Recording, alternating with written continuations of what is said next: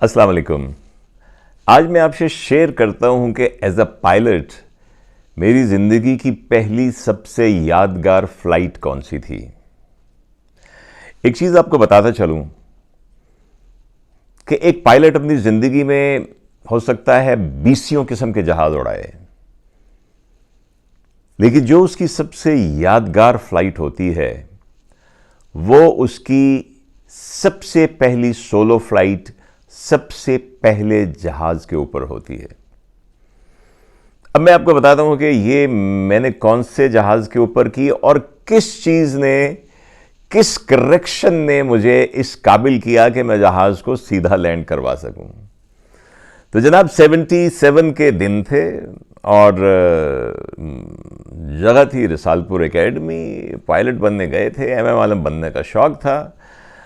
7 साल PF college में गुजारे और बड़ी हिम्मत से, बड़े सब्र के साथ गुजारे। कुछ हमने, कुछ हमारे असातिज़ा ने सब्र किया, कुछ उनकी मेहनत, बल्कि बहुत ज़्यादा उनकी मेहनत, अल्लाह ताला की मेहरबानी, माँ बाप की दुआएं, कुछ अपनी मेहनत, और हम पहुंच गए रिसालपुर। फ्लाइंग शुरू हो गई जनाब। पहले उससे पढ़ाई हुई और वो उसके साथ साथ जो लोग मिलिट्री एकेडमीज़ में रहे हुए हैं वो जानते हैं कि इसके अलावा क्या कुछ आपके साथ होता है। लेकिन याद रखिए, वो सब आपकी ज़िंदगी की यादगारों में से और अच्छी यादों में से वो दिन होते हैं। भले उस वक्त आपको कितने टफ लगे, आपको कुछ इंस्ट्रक्टर पसंद नहीं थे, आप कहते थे इसको तो मैं कभी बात नहीं करूँगा ये, लेकिन आप हमेशा जिससे जितनी डांट पड़ी होती है, किसी वजह से पड़ी होती है, आप इतना उसको याद करते हैं। तो जनाब फ्लाइंग शुरू हुई। हमारे इंस्ट्रक्टर्स थे और एक इंस्ट्रक्टर थे जो कि ज़रा कॉकपिट में टफ ट्रीटमेंट देने के मामले में we was very well known.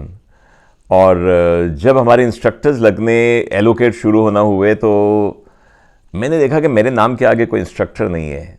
हम शुक्र कर रहे थे यार, वो इंस्ट्रक्टर जो टफ हैं, जो ज़रा मारपीट भी करते हैं, वो दूसरे स्क्वाड्रन में हैं। अपना नाम ना देकर तो परेशानी होगी। तो क्या हुआ, अगले दिन पता चला कि वो उस्ताद मोहतरम उधर से ट्रांसफ़र होके इस वाली स्क्वाड्रन में आ गए। एक 1 स्क्वाड्रन होता था और एक 2 स्क्वाड्रन। हम 1 स्क्वाड्रन में थे, वो 2 से 1 में आ गए और जनाब हम उनके शागिर्द बन गए। अब फ्लाइट शुरू हुई, प्री सोलो स्टेज, जिसमें आपको सिखाया जाता है बेसिक से जहाज़ को संभालना कैसे है, मोड़ना कैसे है। फिर आपको वो लैंडिंग की तरफ लेके आते हैं, लैंडिंग कैसे करनी, क्योंकि सबसे जो मुश्किल चीज़ होती है किसी भी एयरक्राफ्ट में, क्रिटिकल स्टेज होती है, वो लैंडिंग होती है। उसके अलावा टेक ऑफ और लैंडिंग, ये सबसे क्रिटिकल स्टेजेस होती हैं। आपने जहाज़ को टेक ऑफ करना सीख लिया और उसको लैंड कराना सीख लिया तो आप सोलो करने के हकदार होते हैं। तो जनाब मैं ठीक ही फ्लाई कर रहा था और अभी तक मुझे पिटाई मेरी नहीं हुई थी। अभी तक मुझे जिसको कहते हैं ना इंस्ट्रक्टर की जो मार नहीं पड़ी थी अभी तक। शायद इसलिए अभी तक कहीं ना कहीं कुछ कसर थी। मैं लैंडिंग के लिए आता, बिल्कुल ठीक आता था, लेकिन ये अगर सेंट्रल लाइन है तो मैं इसके कोई 3 फुट 4 फुट इधर लैंड करता था। उस्ताद मोहतरम ने एक दफ़ा कहा, अगली दफ़ा आया, लैंडिंग ठीक, स्पीड ठीक, टचडाउन ठीक, फिर 3 फुट 4 फुट सेंट्रल लाइन से। देखिए परफेक्शन होती है, you have to be train for perfection.